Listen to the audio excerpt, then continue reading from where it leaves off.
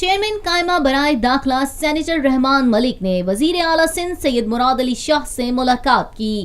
ملاقات میں صوبہ سندھ میں امن و امان کی صورتحال سمیت مختلف امور پر تبادلہ خیال کیا گیا۔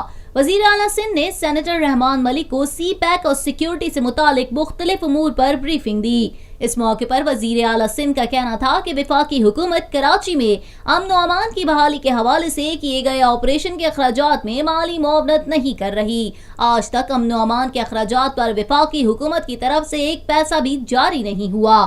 سینیٹر رحمان ملک کا کہنا تھا کہ وفاق کی طرف سے عدم تعاون کا معاملہ سینٹ قائمہ کمیٹی برائے داخلہ میں اٹھاؤں گا۔ سینٹ قائمہ کمیٹی برائے داخلہ اپنے اجلاس میں بحث کر کے سندھ کو اپنا حق دلوائے۔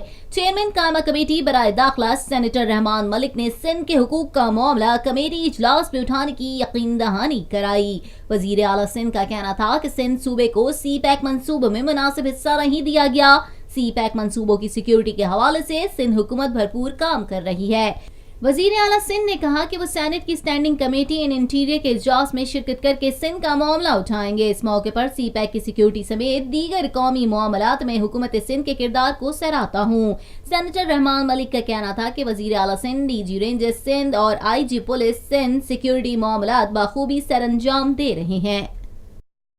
پاکستان میں پہلی مرتبہ حالات حاضرہ کے مختصر مگر جامع پروگرامز، خبروں، تبصروں کے علاوہ دیگر سماجی، تجارتی، ثقافتی، تفریحی، معلوماتی، مذہبی، تعلیمی، صحت اور بچوں کے پروگرامز صرف TNN TV پر۔